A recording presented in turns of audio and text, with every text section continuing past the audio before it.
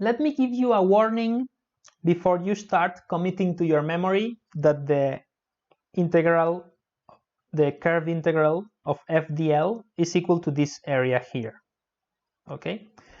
And the warning that I give you is that this only works, as I said in the previous video, if the curve is on the xy plane. So this black curve here has to be on the xy plane. It has to be a two-dimensional curve on this plane.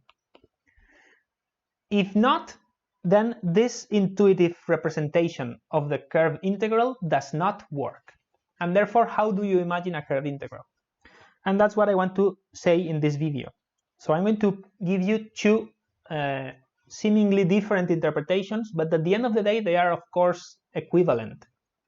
So remember when you were interpreting the meaning of a single integral, f of x dx, between a and b. So there were two ways of interpreting it. One way is to plot f of x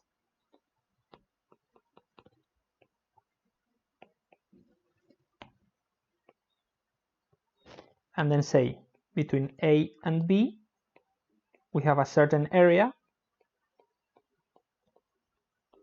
and this is the integral of f of x between a and b. And that works perfectly well for one-dimensional integrals like that. But you could also interpret an integral, f of x dx,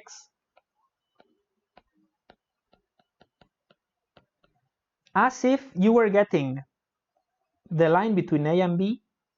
So imagine this is the x-axis between a and b. And now you were dividing this line into segments, yeah, differential segments. And this differential segment has a size dx, okay? And now you are calculating some quantity corresponding to this segment. For example, this might be a rod, and you are calculating the mass, okay? So the mass of the segment would be a differential mass, which is equal to some density, which might be a function of x times dx, okay? So this would be like your differential of mass, which corresponds to the mass of this tiny segment. And then, just by comparing this differential of mass with this, you see that your integral is simply the integral of the differentials of mass. So you are adding up the mass of each of these pieces to get the total mass. And this interpretation is perfectly valid. And I think it's more true to the real meaning of an integral than thinking about the area. Okay? This is a much better interpretation. Why is it better? Because this interpretation will work for curvilinear integrals. So now, when we go to curve integrals or line integrals, they receive many names.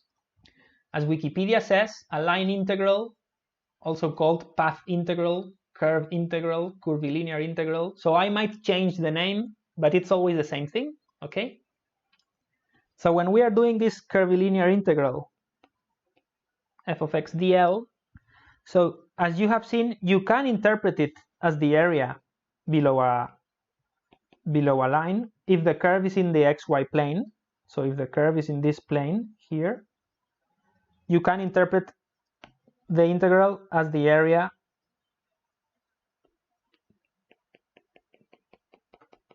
when this top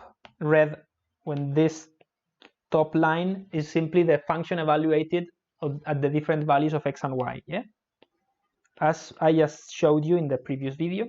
So you can interpret it, but then you cannot interpret it if the curve, so this curve is in 2D xy plane. But if the curve is in 3 dimensions, so now I have a curve in 3 dimensions, x, y, z, and I have some curve that does something crazy in 3 dimensions. So now how do you interpret this as an area? You cannot do that, okay? You could try, and I might, in the live session, I might give you some hints or some visualizations that I have in Mathematica trying to explain this. But in general, it's a bad idea trying to think about a line integral using areas. However, using this other definition always works. So you can still get your curve in 3 dimensions divided into little tiny segments. Yeah. So you divide it into tiny segments in which the parameter increases by an amount dl. Yeah. And then with these tiny segments, you can find some quantity associated to this tiny segment. For example, you could find dm equals some function times dl. And this might represent the mass of these tiny segments. And then you might want to integrate over all of the dm's, which is the integral of f of x dl. And this will give you the total mass of this 3-dimensional curve, which might be a string with a certain mass.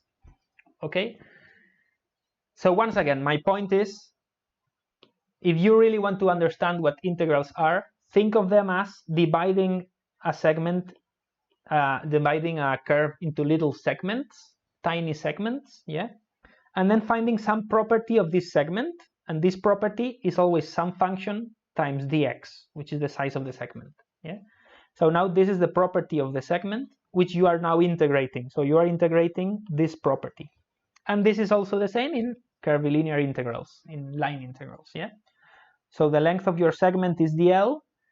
You multiply dl by some function, which in this case wouldn't be f of x, it would be f of x and y and z, so f of r, yeah?